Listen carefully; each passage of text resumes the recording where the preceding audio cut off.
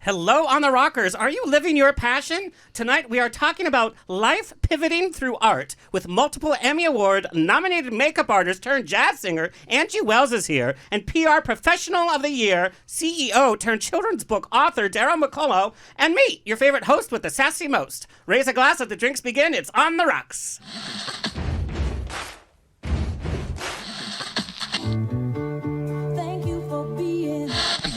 Life is a banquet, and most poor suckers are starving to death.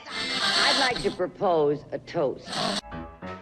This is On the Rocks with Alexander, where I drink with your favorite celebrities as we talk about fashion, entertainment, pop culture, reality TV, and, well, that's about it. So pop a cork, lean back, and raise a glass to On the Rocks. Fasten your seatbelt. It's going to be a bumpy night.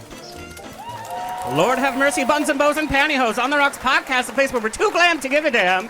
Okay, we're a couple of weeks into January. I've used all my Weight Watcher points already for the year in 2 weeks. Wah, wah. That's how my resolution's going. How's yours? Thank you, Tony.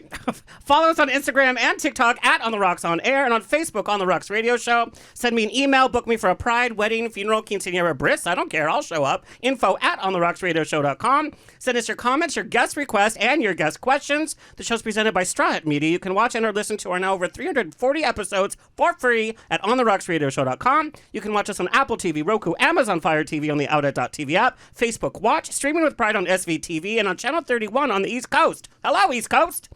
We proudly tape at UBNGO Studios, your one-stop place for podcasting. All right, let's get the show on the road.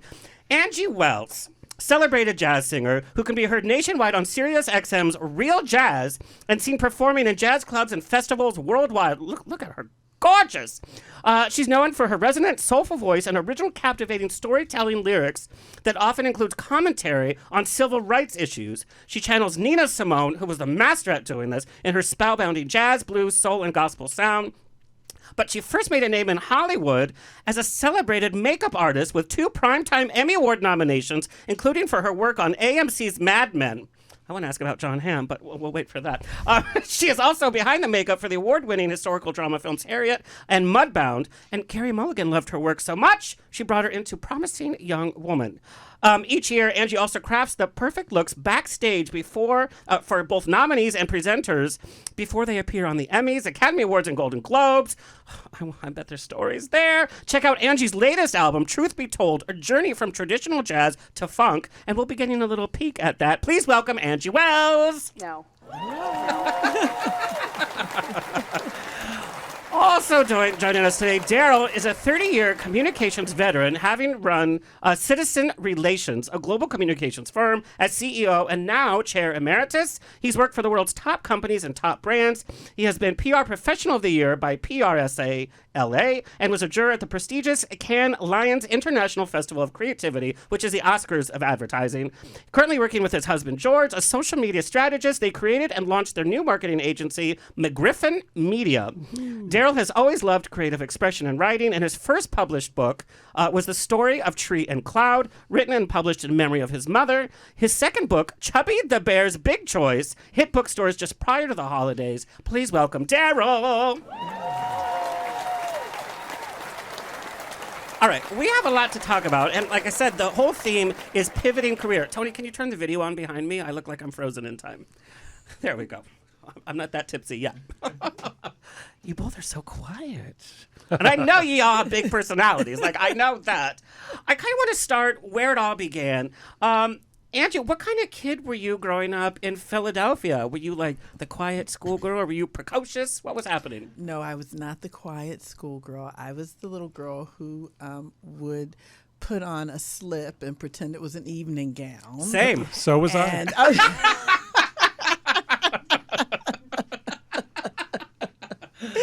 And, I loved dress up, and I'd put on my mom's pearls and hats, and I always wore gloves, and I always carried a pocketbook. Same. So, yeah, I was glam just Glam. like you, Dan. That is I glam. was total glam. What I love, and I have kind of music in my family from when I was a kid as well, listening to records with your father every Sunday because he wouldn't go to church. Your mom was at church. She was playing gospel and piano, right? And singing in the choir. Yep. But I can see this in my mind. You sitting and listening to vinyls, listening to Nina Simone, listening to Sarah Vaughan, not only bonding with your father, but also just having that music at such a young age. Yes. And it's funny that your mother and father were on different sides of music, church music and then, jazz. What did each of your parents teach you the most about music growing up, just by the way that they were, how they would talk about music? I think it was just, that music was something that you felt. It was something that you enjoyed. It was something that got inside of you. It created some type of an emotion. And whatever emotion it created, the fact that it created an emotion was a good thing. Yeah. So that's kind of what I really got out of it. My mother loved jazz as well. We went to church on Sunday, and when we'd get home and she'd be making dinner, I'd be on the couch with my dad listening to, the other side of the church music. Well, I absolutely love that. And like I said, I can envision it. When they make, the biopic of your life, that's going to be one of the saints. Like, I can just see it. And Daryl, growing up in Pennsylvania, youngest of 5 kids. 5 kids. And I want to know, what kind of kid were you? I was like I said in my book, the chubby gay kid that didn't know he was gay.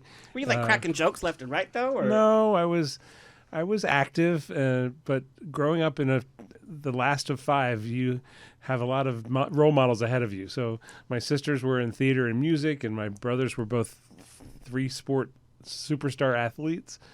So I was trying to find my lane. You did volleyball, right? I found volleyball, which is, when your brothers play basketball, baseball, and football, and they're great, you got to find another sport. And that's what I did. I found volleyball and really kind of excelled at that.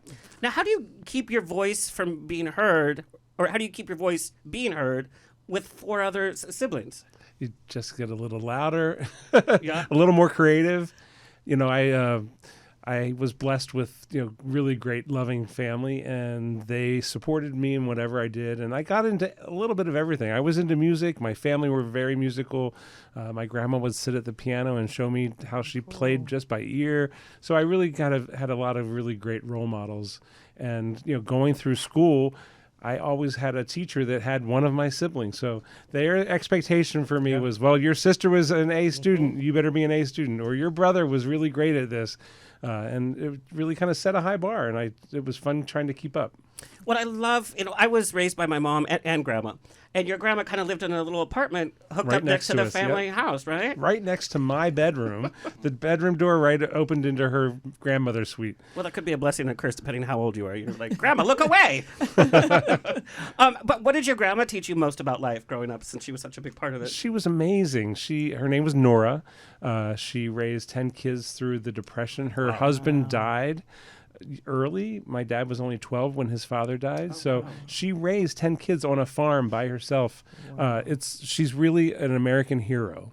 And my dream is to write a screenplay about her and have Frances McDormand play her, because it's that type of a heroic woman role model that people need to know more about. But, she would make her own soap. I mean, it was in the 60s and 70s, but she would still make her own soap. She knew every plant. She would be in the garden from morning, noon, and night. She would make tea from the things that she harvested in the garden. We used to sit around a Sunday supper, and she would pick flowers off of the centerpiece and put them on butter bread and eat them. And we kids would just laugh ourselves silly because she was eating the centerpiece, but she knew that she grew edible flowers, and she knew which ones were edible and weren't. So she was just an extraordinary woman. That's how they make a past generation. We're so pampered nowadays, and the younger generation, they can't do anything on their own without their phone. Can you imagine having to make your own soap? I can't even make toast. Oh, and when the lye was cooking, you knew she was making soap. Your eyes were burning. Yes. So we're going to do something different, because we're going to talk about how both of you have kind of pivoted your lives to passion. We're going to kind of go opposite. I really want to start with your music career, and I want to start with your business career and see how it flips. What I love about how you got into music, visiting a friend in France at a little jazz club, and you're like, oh, I guess I'll go up and sing a couple of tunes. Well, she kind of put me on the spot, actually. You're like, don't ask me to sing, and you're like, rah! She said to me over dinner, it's like, oh, so listen, I told the band, my friend and American jazz singers here, and so they want you to come up and do a few numbers. And I was like, what? Are you kidding me? I had just been, just started doing some vocal coaching and things like taking, lessons with a vocal coach and studying a bit and going to a few jam sessions. But I certainly didn't plan on going to Paris and singing in a jazz club on that trip. But it started the ball rolling. It was the catalyst. And the bug just kind of hit you.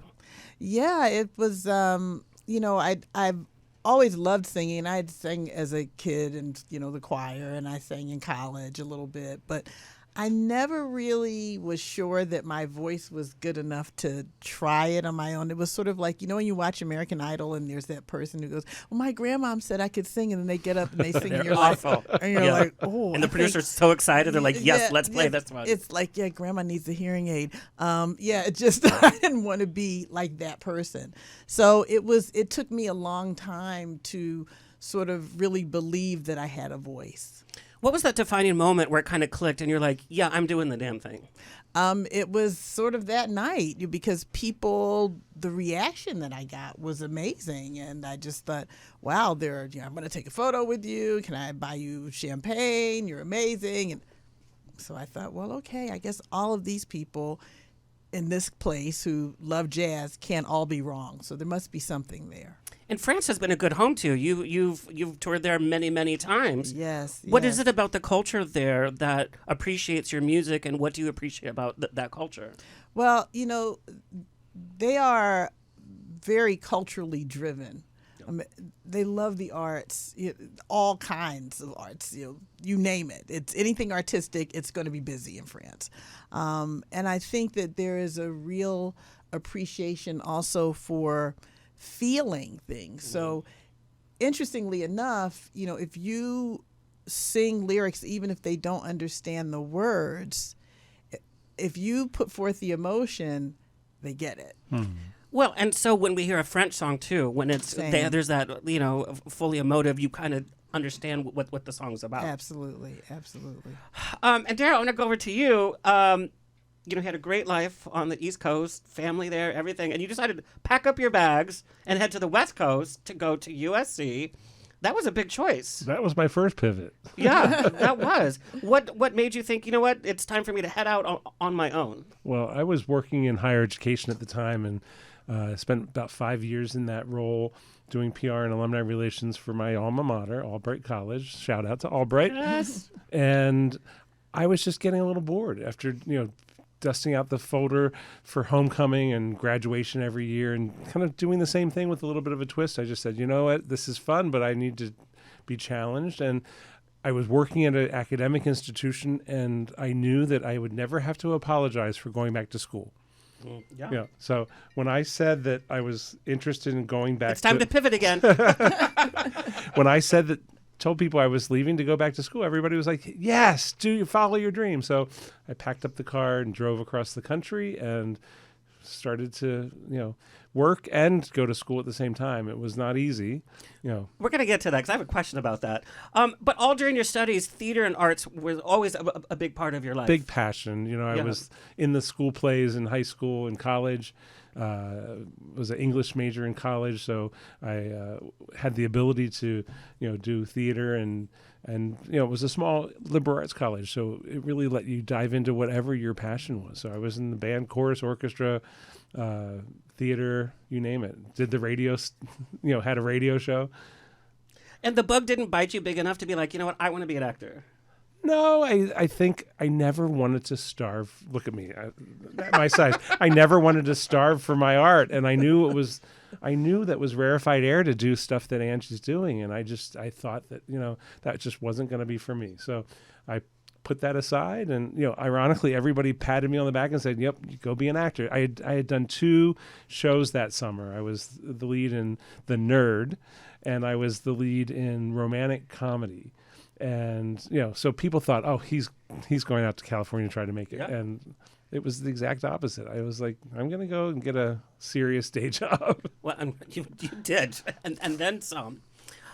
Angie, I want to talk about coming back from France. And that's when you really kind of got into vocal instruction. Coming into it a little bit later in life, it's not like you were, professionally coached when you were a kid. What was it like knowing how songs sounded, the textures, knowing how you had already taught yourself how to sing, but then having to be regimented and really learn your craft. Did you have any challenges there? I had great coaches, and I have to say, probably the coach I spent the most time with, his name was Mike Campbell. Mike really, he was sort of an uplifter, so I never really felt like down if there was something that there was, a challenge. But I have to say, it wasn't that horribly hard. I was blessed that there was something natural there, and so there was something for him to work with. So it was just learning things like, diction, or holding your mouth in a certain position to have certain vowels come out clearly, and breath control is really important. Yeah. But otherwise, no, it was always fun for me. I always loved learning and listening to him and the advice that he would offer and the songs that he would suggest that I sang.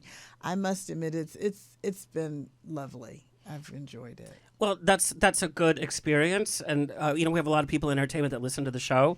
It's finding a coach that you fit with. Yes, absolutely. When I went to Chapman University, I really wanted to study music because I'd come from musical theater and I had studied vocal instruction from when I was a kid.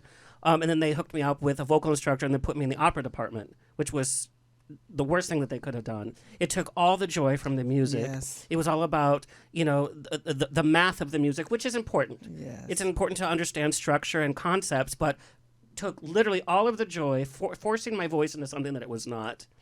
And it was because it just didn't click. So it's to find those. And you found power partners all along your career, people you collaborate with, Yes. people that produce for you, and it creates this magic. It does. It really does. It's, collaboration is a wonderful thing. And like you said, knowing where you fit. Yeah.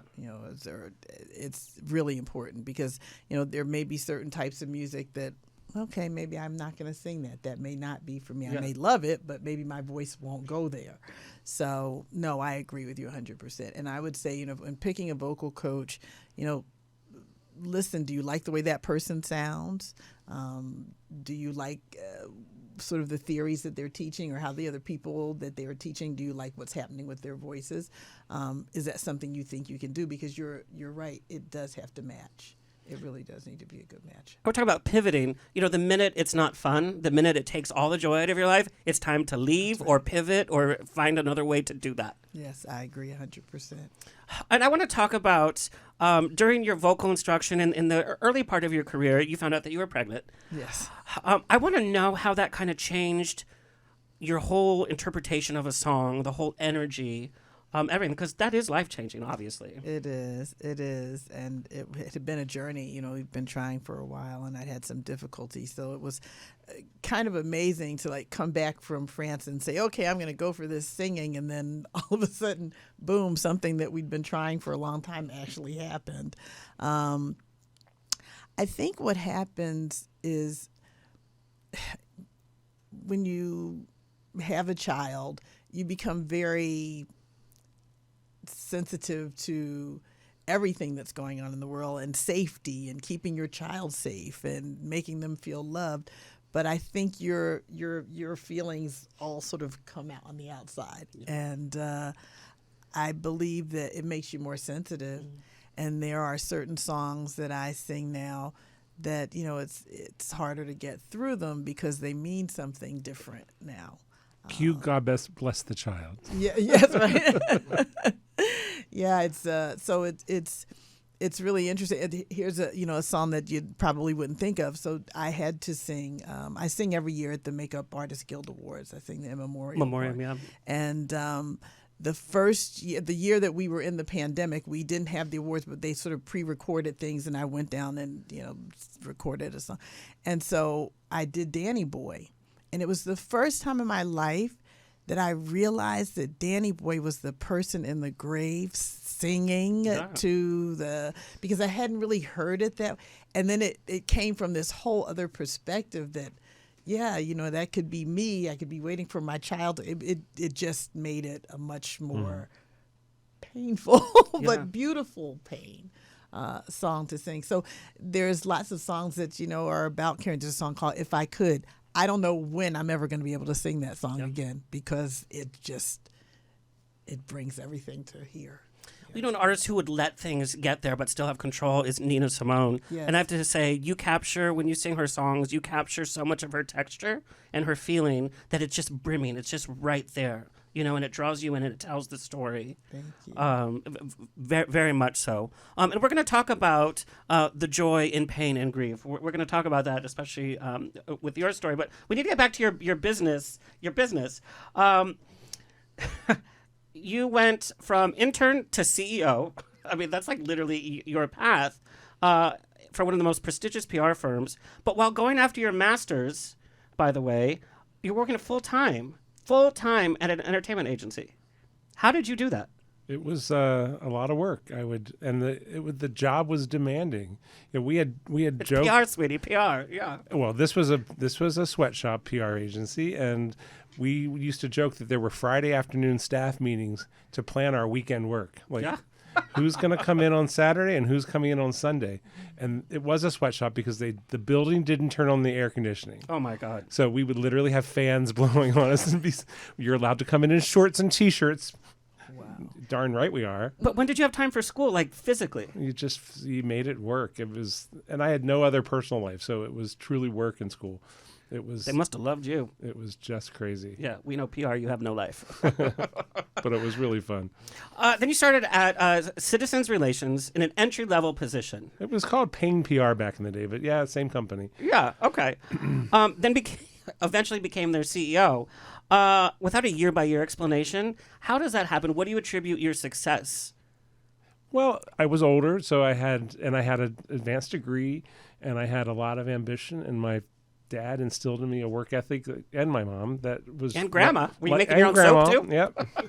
They instilled in me to work hard and do your best. So I think that was always part of the drive that I had. And I was in a field of communications where creativity really helped you stand out. And my theater and arts and music background, is creative at the heart. Yeah.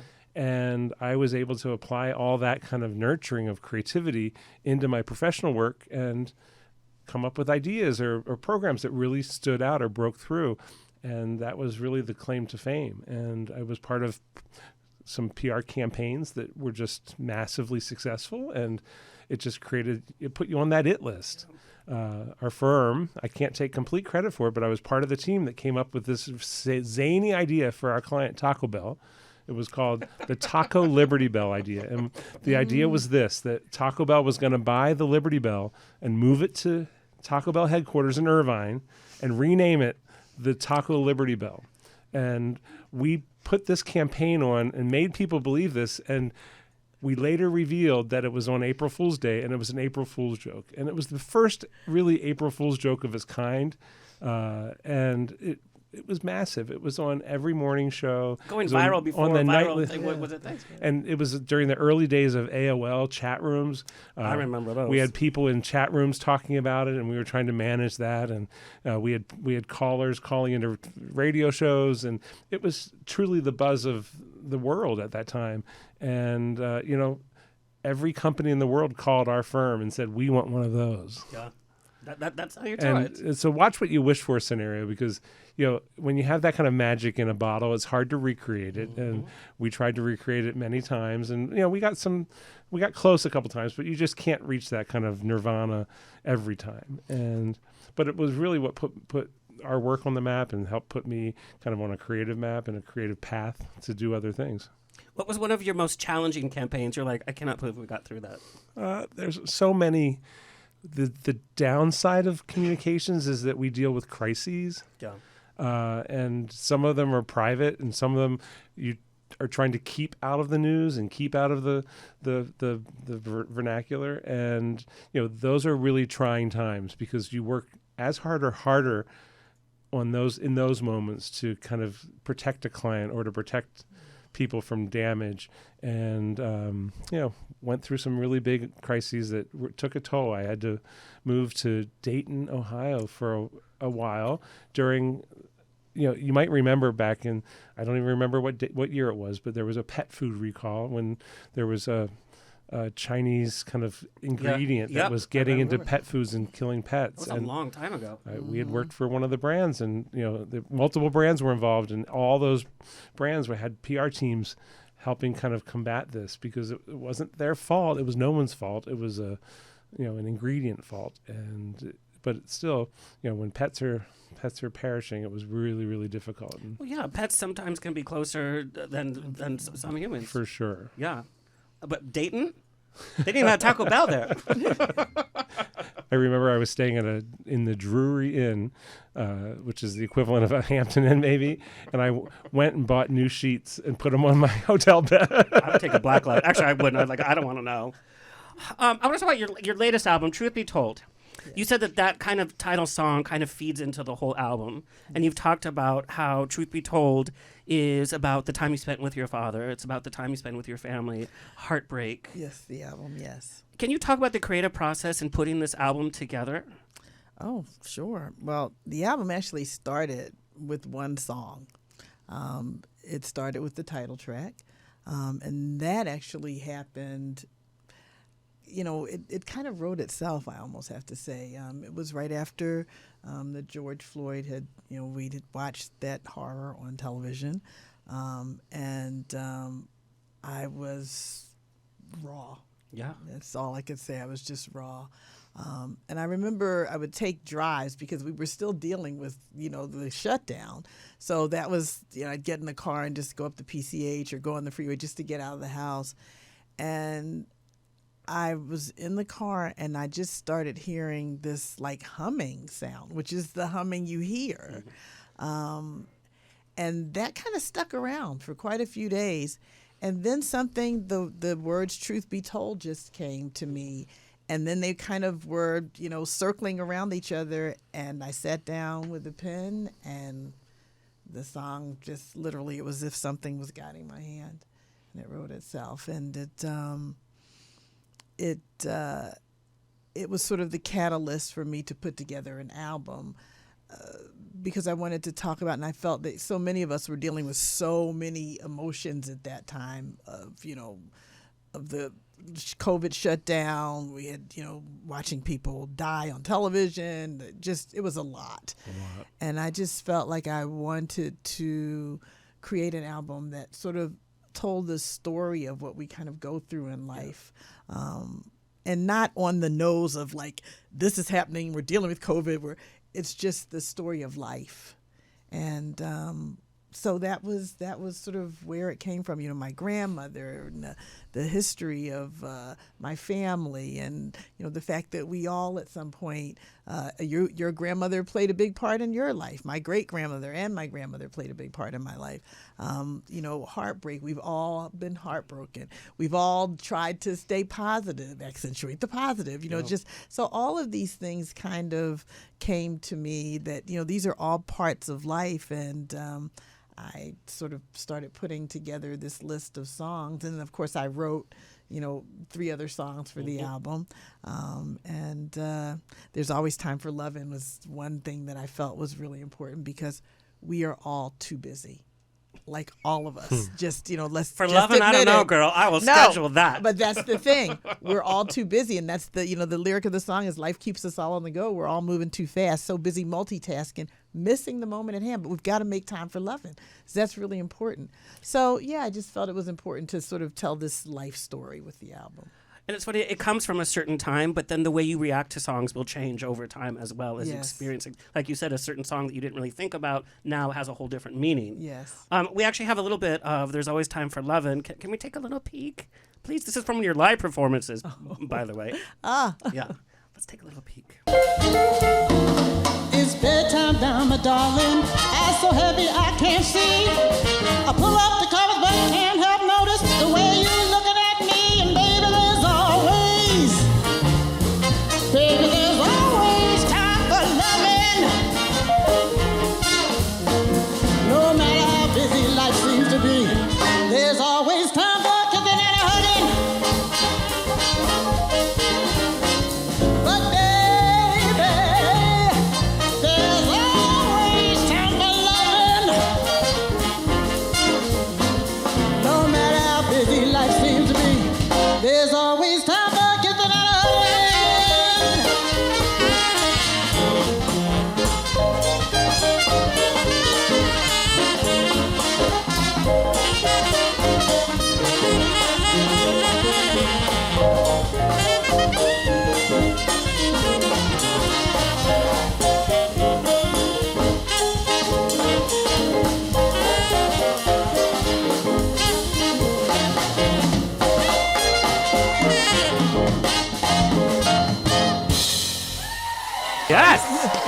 you do the Beautiful. damn thing, by the way. That's how you do it. Yeah, that's how you do it. I love your presence on stage, and as well as in the studio. You know, you just have this texture, like I said. I want to know how you dance that line when you do a cover, when you sing Sarah Vaughan, when you sing Nina Simone, where you pay homage to the artist, but you also make the song your own. How do you creatively do that? You know, it's I can't say that there is a real science to it. I basically am always singing from what I'm feeling in my gut. And because I guess I have such a sort of emotional connection to those artists and their music, I suppose that comes through, that there is there's a real respect for them and what they did. But at the same time, there's what I'm feeling that I'm putting with it. And so I make sure to sound like myself. One of the things that someone said to me that I feel is really important is that if you're not sincere, your audience is going to know it. They're going to pick on that so fast. Yeah, so if you're trying to be somebody that you're not and you're trying to put forth something that you're not really feeling, it's not going to connect. Yeah. And for me, one of the most important parts of what I do is I love to connect with people. It's a symbiotic relationship when you're on stage. You're giving, the audience is receiving, and they're giving you back that love, and then you're giving them back. So there's this sort of circle of energy that happens. And so if you're not sincere in it, you know, you're not going to get much back. Tell me about performing on Sirius. For any artist that's performed at a Sirius or an iHeart radio station, it's a little like dead air kind of, because you're kind of there on your own. You don't have the audience there, but you're expected to do the live as if there's this whole thing. Sound is an issue because, like I said, it's dead air. You're in a little studio, not a recording studio either, just, you know. And what a special opportunity for you. Well, that was great. Tell me about the nerves before. Tell me about that experience. Well, it was pretty interesting because I had gotten a call from my radio promo guy, and he said, "Hey, listen, you know, I've got some news for you." He said, "They very rarely take, you know, more than 2 or 3 songs." He said, "They're taking 4 or 5 of your songs and they want to put them in, and they want to have you come in the studio." That's amazing. And I thought, wow, this is really trippy. It was very surreal. We went into the studio. I was nervous, but it was a strange kind of nervous. It was that kind of nervous where you're calm. That's dangerous, because that means you're going to kill it. Yeah, right.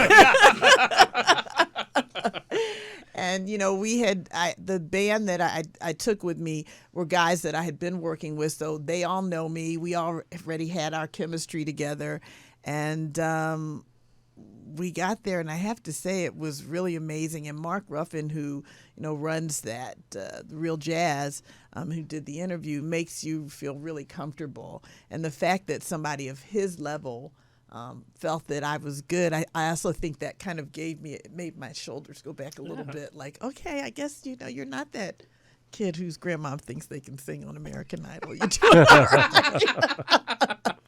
So yeah, it was just a really surreal experience. But also, I have to say, you know, their studio is really kind of cool, and the sound engineer was amazing. So when you hear the sound of everything, it was really beautiful, and the engineer was really good. So I felt in it, and I was able to, you know, close my eyes because no one's seeing you, and just really hear everything, hear every instrument, and go with, you know, the flow of what the musicians were doing, because that's what jazz is all about. You're all playing off of each other. So that was a really phenomenal experience. It really, really was. What do you think sets your jazz singing apart from other jazz singers out there? Oof. Well, I don't know. I think one of the things that, you know, I do is that, and I'm not speaking on what other musicians do. I'm just saying what I do. Right.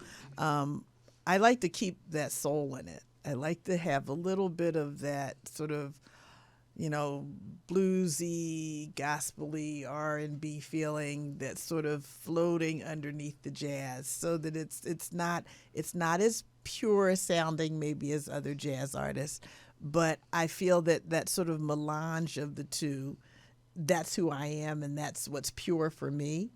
And I remember years ago when I was recording a demo, I was working with someone who's, very well known. And they said to me, and I was really new. And they said, well, there's a little bit too much like gospel-y sound in there. You kind of want to take that out. And I literally changed the way I sang for years because I thought, well, this person knows more than me and, so they must know. And because I wasn't formally trained, I always tend to, give that respect to those who are. And in the last, I don't know, probably 5 or 6 years, I just got tired of this doesn't feel good. This feels like now, it's not fun anymore. It feels like work. There you go. And I just said, you know what? I called some friends of mine and I spoke with them and they were like, listen, just do you, be you. And you're going to find somebody. There's somebody out there waiting to hear your voice as it is. Just be you. And so I just said, well, you know what? That's it. I'm going for it. There's got to be somebody who's going to like it. Even if there's 3 people, it'll be for those 3 people. And so I just started singing the way I feel comfortable.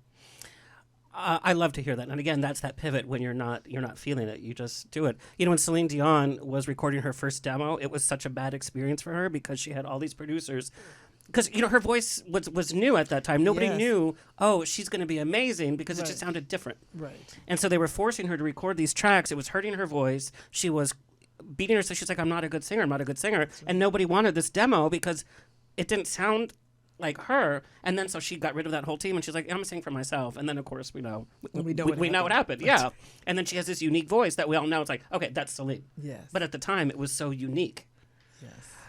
Okay, pivot. Daryl, your first book, The Story of Tree and Cloud. I want to know how a CEO of a major PR firm writes a children's book. Can you tell us how this happens and the story behind it? Well, I was working very hard, as you suggested, and as a CEO, you're traveling and on the road a lot, and it was around 8 years ago, I guess, 7 years ago, and my mother was sick. She had been sick for many, many years, but it was clear that she was getting worse, and she had cancer, and she survived that, and she had heart surgery and survived that, and just it was one thing after the next. And you were going back and forth. Back and forth. I was going back and forth already between our New York and LA offices, traveling to the London office, and I knew that I just needed to spend some time with my mother. So I literally made a conscious effort during her final year to spend weeks in Pennsylvania. And this is before working from home was de rigueur. So I was able to, because I was in a position of leadership, I was able to kind of carve out some time to really spend that. And because I was traveling so much, I was able to kind of bookend some quick side trips home to Pennsylvania to spend with her. And really the most priceless time. I'm so glad I had that time to be with her. And, I was able to hold her hand when she was passing away.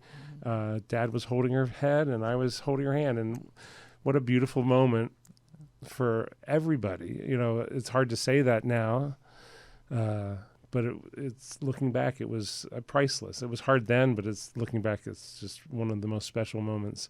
And after that, we were obviously, after she passed, I was, upstairs in my childhood bedroom cleaning out my drawer. And she had left a stack of stuff in my desk. And on the top of that stack was this little sign, a little placard. It had a deer on it and a kind of a forest scene, and said, "Fear not, I am with thee." A Bible verse. Mm-hmm. Underneath that was this, like a oak tag paper book that I had written in 9th grade, and it was a school assignment to write a parable. We were actually studying the Bible in high school, and the assignment was to write about something that was meaningful to you, but write it in the form of a parable. And I had just lost, this was back when I was in 9th grade, I had just lost my cousin to suicide. And I was devastated and grappling with that. So I wrote this little story about, a little parable about explaining death in a metaphor. And My mom had saved that school assignment for 40 some years. Jeez. And, she knew she was dying. She left that in that desk drawer for me to find. And it just touched me to my core. And I knew that one day I had to do something with that. And it just became kind of my mission to dust off that book, rewrite it, and try to get it published. Luckily, my aunt, Marianne, is a very talented nature artist, and I sent her a copy of this book and said, this is what I drew with crayons back in school. Would you be able to illustrate this story? I've rewritten it. Tony, can we show some of the illustration? Yeah. And it was just a labor of love, kind of like you, Angie. That's the second book, but the first book was Tree and Cloud, and there we go. And it was just a labor of love. And like you, Angie, I felt like if one person reads this and it touches them or helps them understand grief, then I've done my job. And it turns out it's touched a lot more people than that, and I hope it continues to touch people because it's a sweet story. It's written not as a cartoon; it's written in all. I can't tell you how many times I've read this for myself just to get through the day. I know. Yeah, it's for adults and children. Right. We're in an age where we're fighting about what we should be exposing children to, how early is too early, what themes should we be sharing. Having written this, why is it important to talk to grief or about grief to children? Because children hear and learn. The story is something that kids are seeing happening around them and they don't understand. My husband and I dropped off one of these books to our neighbors who just moved into the neighborhood. And she was just thanking me today. And she said, I can't wait to read it to my children because they've lost their grandparents and they've been asking me questions and I don't know how to answer them. And I said, well, this isn't the only way to talk to them, but this is one way. And I think it's an important idea to talk about. It's if you try to sweep it under the carpet, they will just stay in their feelings and not understand how to express them, just like I was in 9th grade. And luckily that teacher asked me to write that, and I did it, and it helped me then, and it helps me today, 40 years later. And to summarize, not to simplify it, it's about a tree that makes a friend, loses that friend in nature, but it's how nature is cyclical. Right. And how there is no end. It just is different. And that after we die, we have to, the soul and the spirit has to go somewhere. I'm afraid where I'm going to go, I'll tell you that. It's too rich. Personalities are filled with too much life for just to be gone. I think that energy lives on. And the book is inspiring people to try to find signs of that energy around us, in the air, in the trees, in the clouds.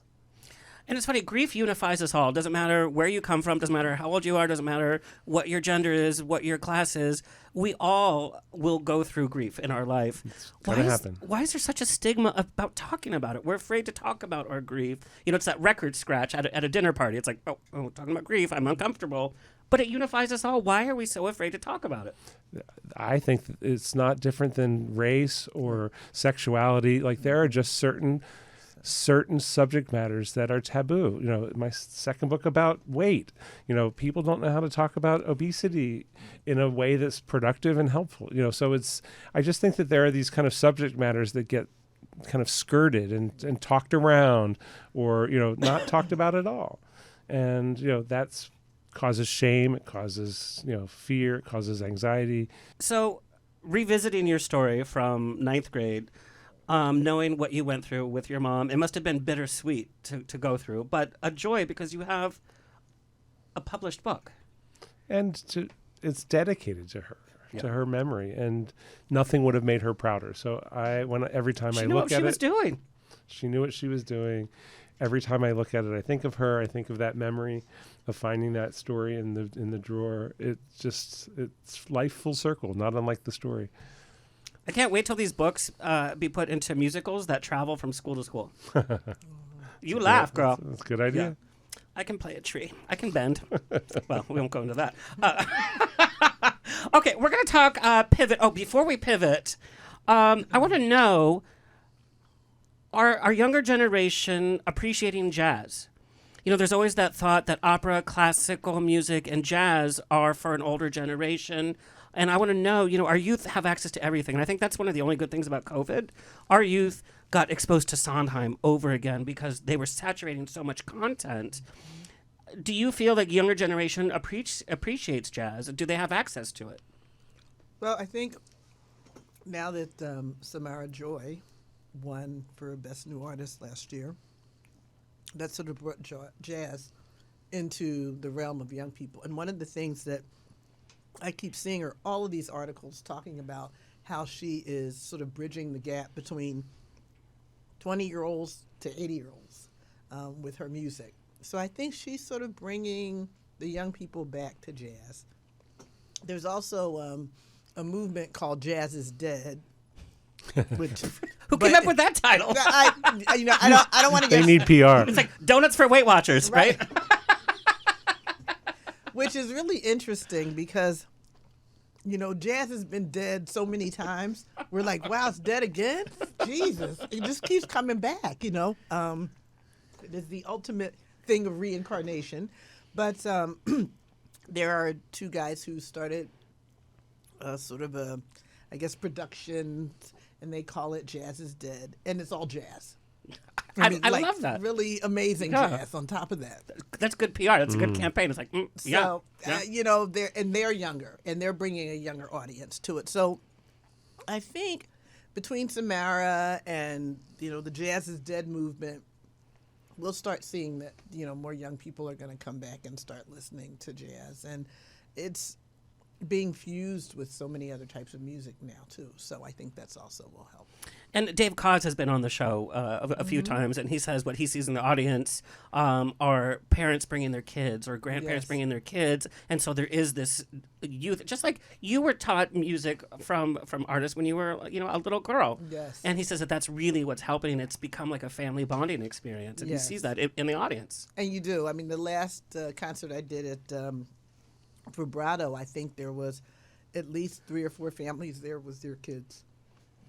From ages 12 to 16. And you put on a show like that, everybody's going to respond. Yes. Okay, we have to talk about your pivot. You originally, and when I found this, I was like, wait, what? You were originally in the corporate world. You studied business and marketing in Florida. No, Philadelphia. Philadelphia. Yes. And then you were in the corporate world for like a little bit. Yes, I was. What were you doing? Okay, so... Can you imagine? This sassy one in a corporate world. I was a corporate trainer. I could see that, though. That I could see. I was a corporate trainer for a major insurance company. And I was going to school full-time at night, working full-time during the day. Wow. I didn't have a choice. car. Yes, it's a choice. I didn't have a car, so I would ride from work. And there's no Ubers at this point. And there were no Ubers. Mm-mm. So I would take the 2 buses, an hour to get to school after work, and then I'd be at school until about 10:30, and the bus didn't come heading back until about 11, so I'd get home close to midnight, do homework, and then get up and go to work in the morning. Gee, the energy of youth. I remember those days. But I did it, and I didn't think anything of it. You did it. It was there, and you needed to get it done. So I just did it. And right after I graduated college, I got laid off. A blessing in disguise? It was. And I remember they had headhunters, and they hired people to, help us find more work. And after about the 3rd interview, I said, thanks, but I think I'm going to go in another direction. And I went to cosmetology school and became a hairdresser first. And then I had been doing makeup as a teenager because I'd modeled as a younger woman, not young like I'm ancient now, but Right, yes. Yep. So it kind of came together, the beauty thing, just makeup, hair, and then I started my own little cosmetic company, an image consulting company.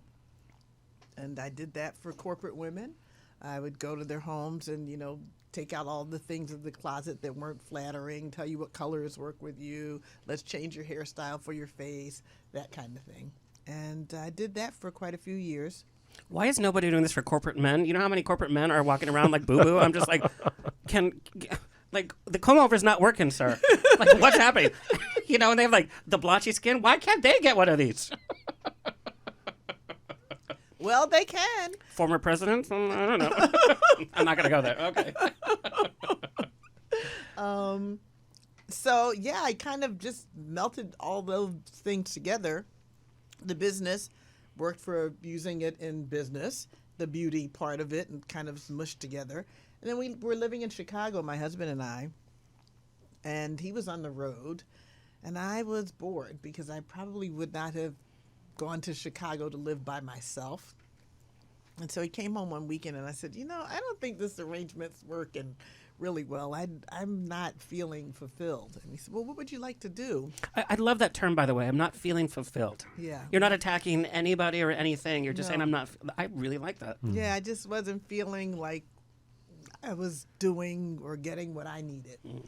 And so he said to me, this is a question I tell everybody who's ready to make a pivot. And you really have to like make your mind stop and really take the question to heart. If money were no object, what would you be doing? Because unfortunately for most of us, that little thing of, eating and paying bills seems to get in the way. Yeah. And we'll often tell ourselves why we can't do something before we've even tried it. So I thought about it, and I said, I think I'd like to go out to L.A. and study professional makeup, not just beauty makeup, but makeup for film and TV. And that was in, I think, May. June, we came out and we went to the makeup show. I met with an Oscar-winning artist and asked him to be my mentor. I met with another makeup artist who was one of the most popular black female makeup artists at the time in film and TV, and I asked her to be my mentor.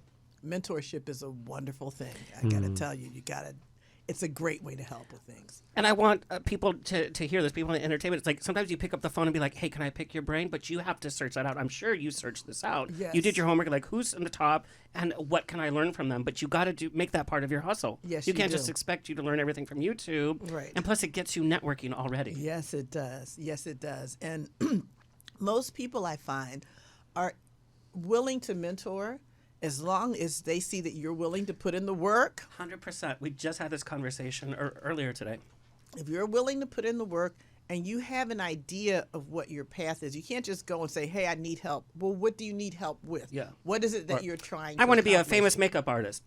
Great. What does that mean? Right, exactly, exactly. So it, finding a mentor, I think, was really, really important. And then sort of making a plan. And then, so that was September 23rd, we moved out here.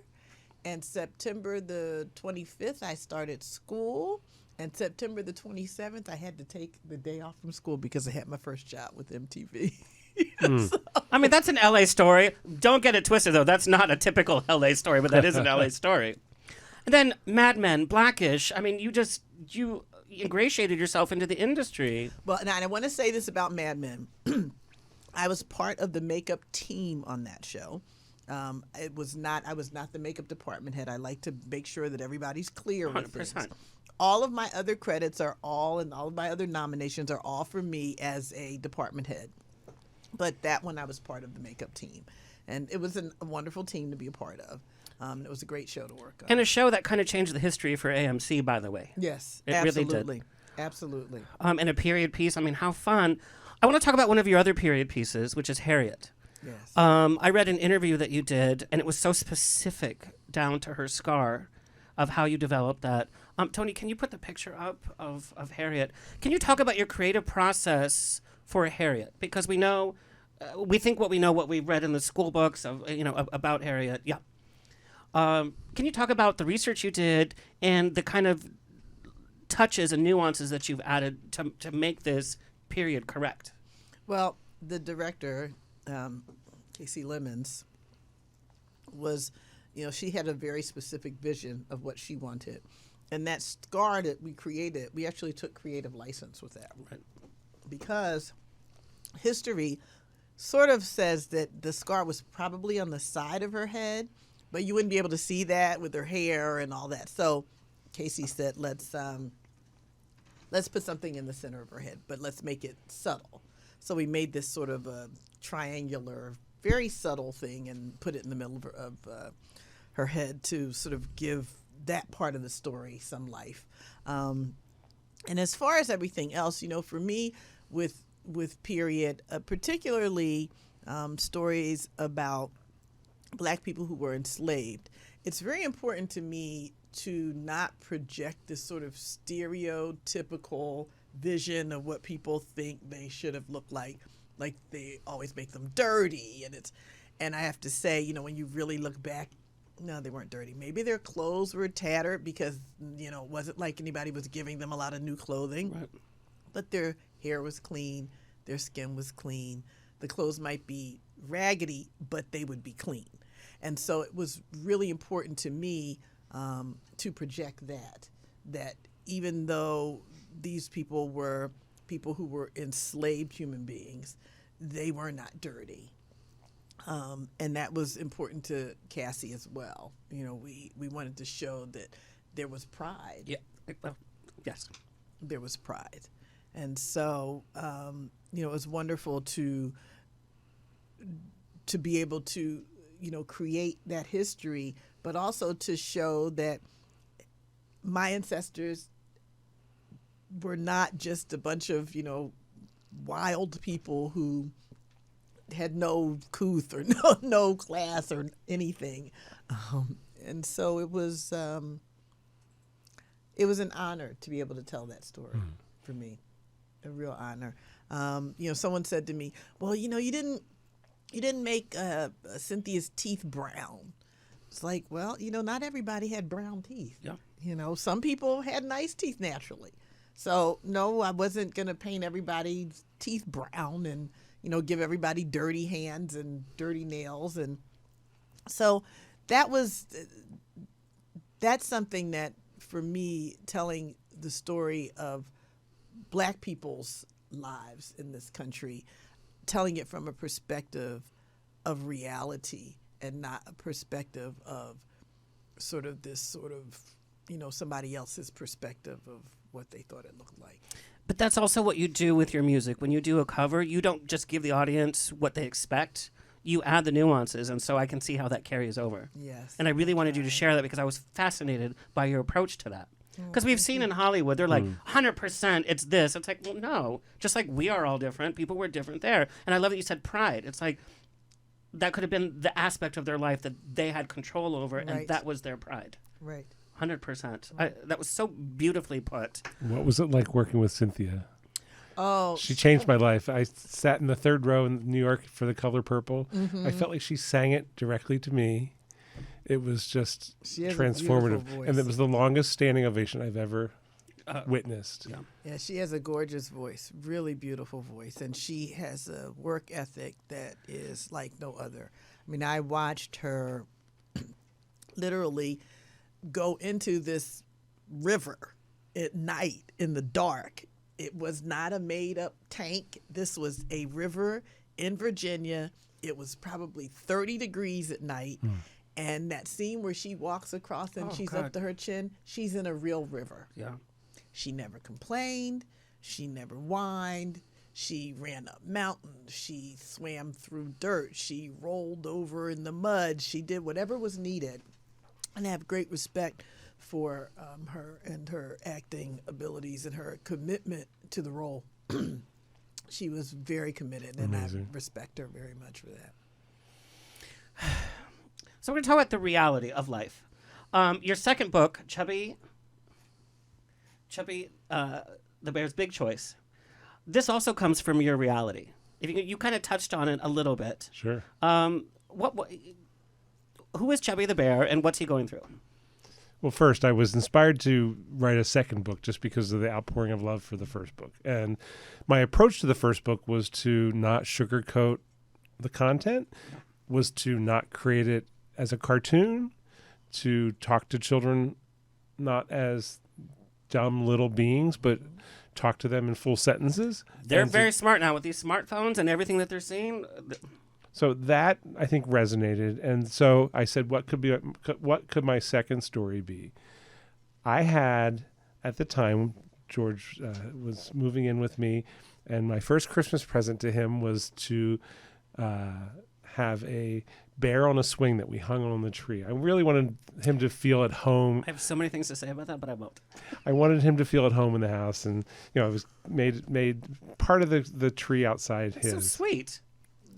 Working from home, the bear sits on the swing, and we were on a block with the elementary school, and all of a sudden I'm working in my office, which sits right out in front of the house, in the front part of the house, and I'm hearing children walking by and stopping at the tree and talking to the bear as if it's an actual thing, person.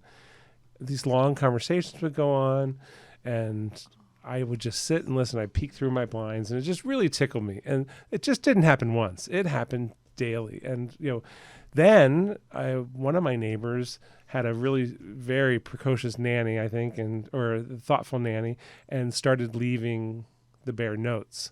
And other kids saw the bear getting notes, and I happened to know the children that were leaving the first note, so I wrote back to the children as the bear.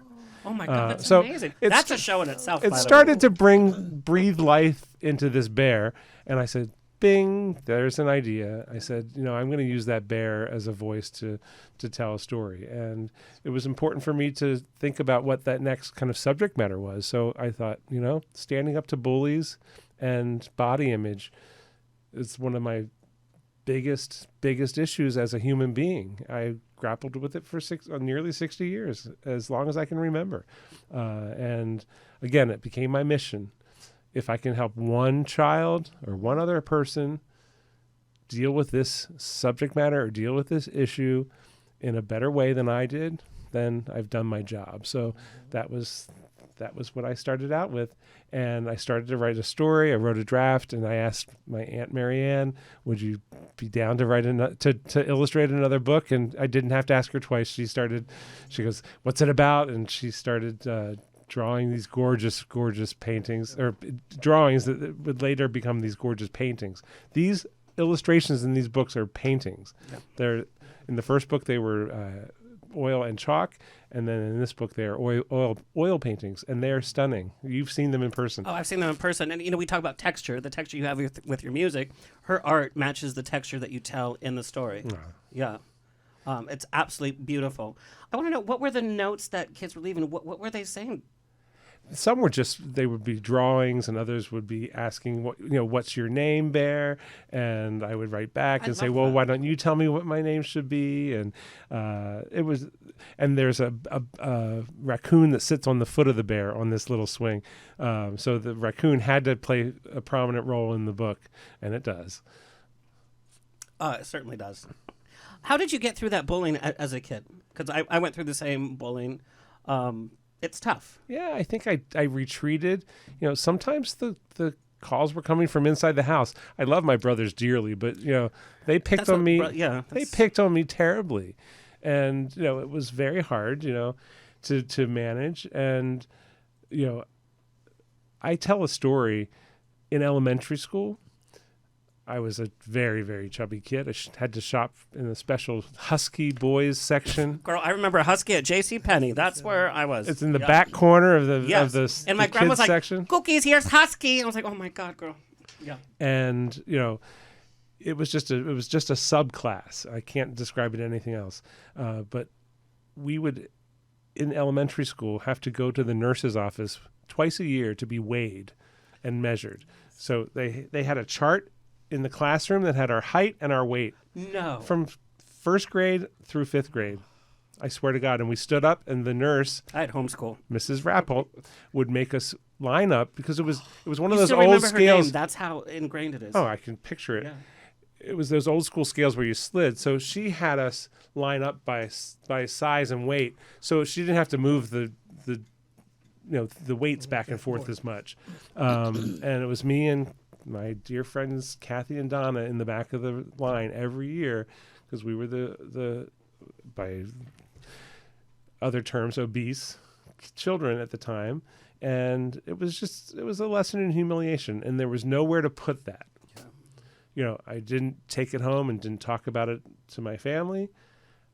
I told my mother that when I was probably 50 or 60, 55 years old, maybe before she died. And she broke down in tears because she was very active in the school. She was she was the president of the PTA. And she goes, if I had known that then, I would have put a stop to that. And I said, I don't know if you would have, because it was a different time. And, I have a lot of perspective. The times were different. But I think the things still happen, and it's still I hear it. I hear kids being bullied, and and now social media. It's easy to bully anybody on social media. It sure is, and I guess the only benefit is we're seeing diversity in all different ways in media. We're seeing ourselves on film. We're seeing ourselves on Broadway. We're seeing this talk of it, and I think kids in real life are thinking twice, hopefully. Right. And we have books like Chubby the Bear. I heard a talk show the other night on NPR. Saying that will Ozempic, the miracle drug, change our perspectives of obesity, and will people who are heavy no longer be even respected for their body image because why aren't you taking a drug? You should be able to fix that now. So it's not going to end with medicine. It's only going to get worse. I had this conversation because I'm a huge nerd, with a producer from Star Trek. And the thought is, in the future, you take a pill or they just laser it off, and it's like, well, that's assuming that you're ashamed of who you are. Right. Or you're ashamed of how I look. It's like, no, I don't want to fix who I am, such as being gay. No, I don't want to fix it. I'm good, girl. Thanks. There's one of the lines in the book that just cracks me up. So even when I read it, the line is, "You're a bear. Aren't you supposed to be fat?" I mean, there's certain human characteristics. We're all different sizes. Can't we just be who we are without judgment, without shame? Yeah. All right. Well, I'm going to talk about building trust. You build trust with people that are in your makeup chair. And Carey Mulligan loved you so much. She's like, you need to make up for a promising woman. Tell me how you build that trust.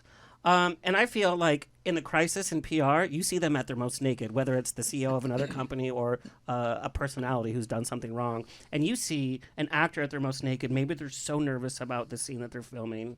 Maybe they're in a bad mood. Maybe they're going through a breakup. But you see them at their most vulnerable, no makeup, and you're applying that. How do you build that trust? Well, I would say I'm a very kinetic person. So I feel people's energy. I can tell usually what they're feeling when they sit in the chair based on body language, sometimes facial expression. And I think it's important to learn how to read the room, as they say. It's very important to be, sensitive enough to sort of feel and see what their mood may be. I do sort of pride myself in that I try to be a caretaker for people. And that can mean either knowing when to talk and ask them how their day was or is going or how are they feeling this morning, to knowing when to shut up and not say a thing. Because especially with artists, because you never know. There are days where it's just, some people. Now, Carey is one of these people who is always the same. She is the same every day. Lovely. She's lovely every single day. I think how I built trust with Carey was when we did Mudbound. She was still nursing her son, and I know that there was a scene where she was going to have to bite calluses off of her hands. Yep. And, in makeup world, we use a lot of things that are chemicals, and maybe it's not deathly harmful, but I was a mom who had nursed a baby. I wouldn't take anything in my body that I would suspect could possibly hurt my child. So I said to myself, okay, what can I do to give her something that she can bite off her hands? It's going to look like calluses, but there won't be any chance of anything going into her milk to bother her baby. And so I took golden raisins and I cut them lengthwise down the middle and then spread them out because they do look like yellow and dry. Yes, like I'm seeing it right now. I'm That's like, perfect. You're right, girl. And yeah, I've used food in a couple things. I use food in most things. And I use those for the calluses. And I think the fact that I put so much thought in it to Who try does to that? do that for her, I think she really appreciated that, and I think she could see that I had her best interest at heart, in addition to doing what needs to be done for the production, but I'm also going to watch out for you too. It's So- empathy. Yes, empathy. Putting yourself in their shoes just for a right. moment. That's right. But also, there's that, like, on a film, it's like, okay, get them done, whatever, we have to film, we have to do this, but you took the extra time to think outside the box. Well, and I think that's, that's sort of what gets you to that next place, is the people who sort of go that extra mile to think of something when it seems like there's something that's going to be impossible, like me using a chicken bone in Mudbound because we didn't have money to do a compound fracture on one of the actors. So, there I was with chicken bones and bleaching them at night in my hotel room and slicing them up with razors and, placing them in a different position so that it looked like... That's a reality show we need. But it's also thinking outside the box, the way you get from an earned intern to being CEO of, that's how you earn your place. It's the hustle. Okay, we need to wind down, but I really want to know, because this whole show's about pivoting, how have you changed the most since you've added music to your professional life? As a person, not professionally, but as a person. My boundaries are definitely more firm. It's made it very important to me to find balance, because working in film and television, the hours are brutal. Yeah. And if you don't watch it, you won't have any balance. You'll just be working all the time.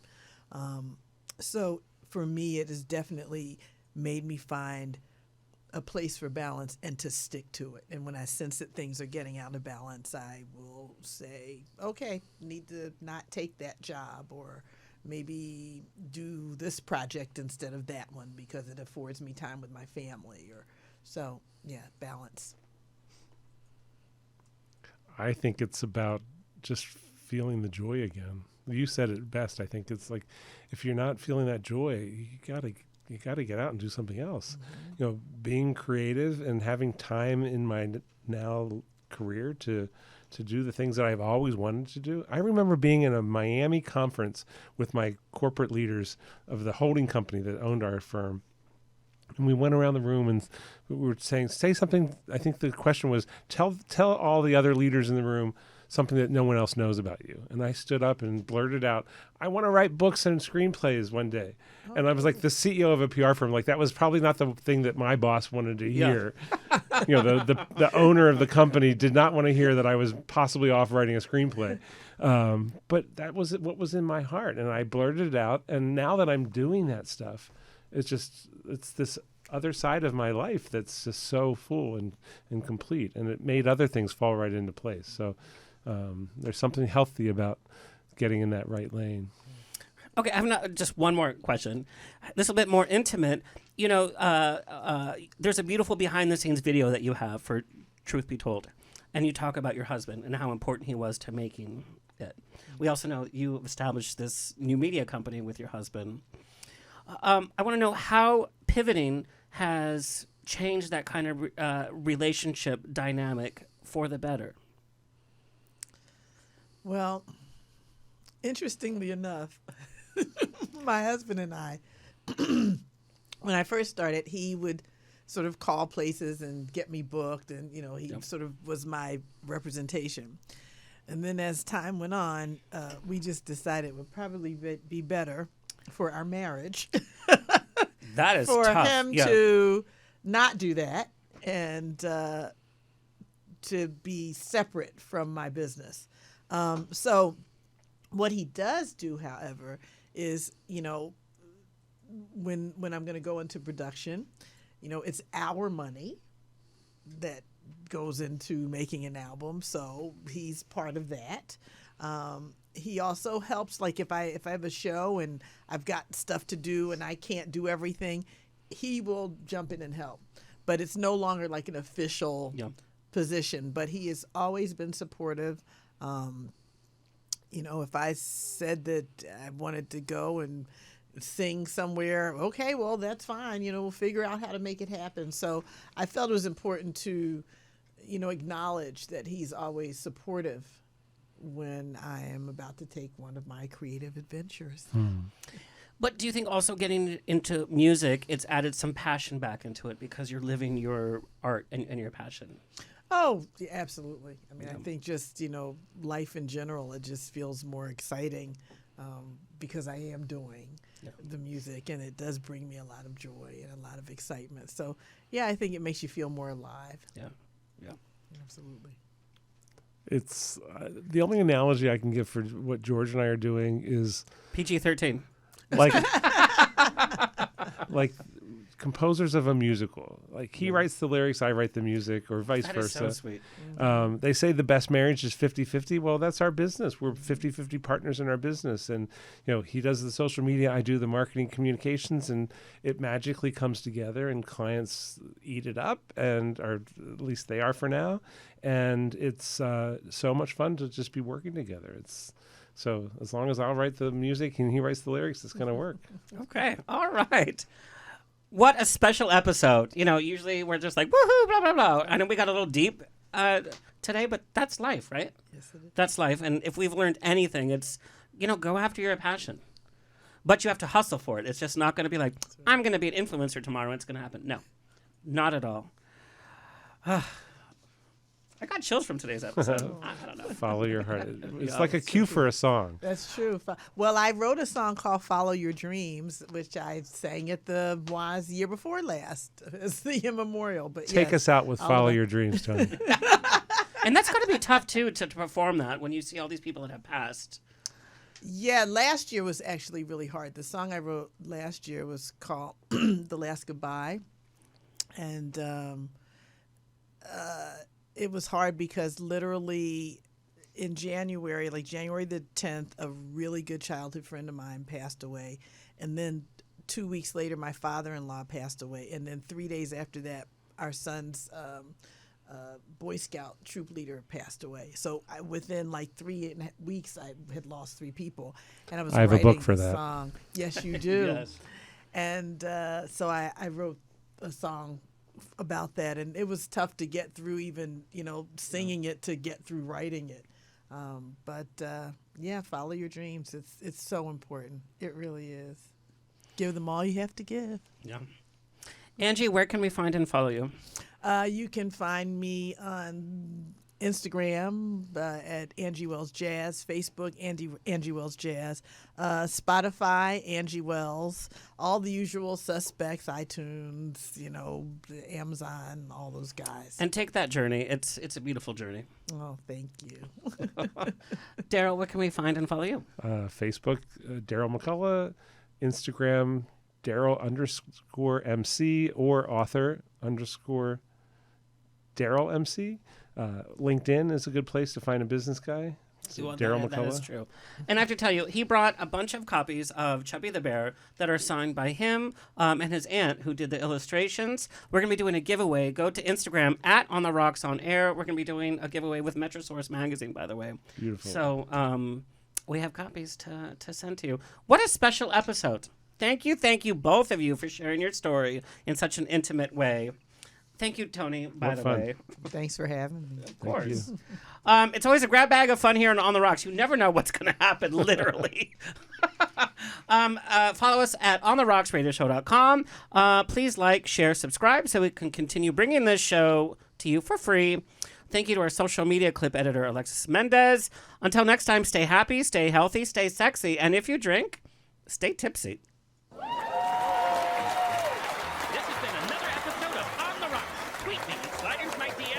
Twitter and Instagram at On The Rocks On Air. Find everything On The Rocks for free at ontherocksradioshow.com. Subscribe, like, review, and share. Until next week, stay fabulous.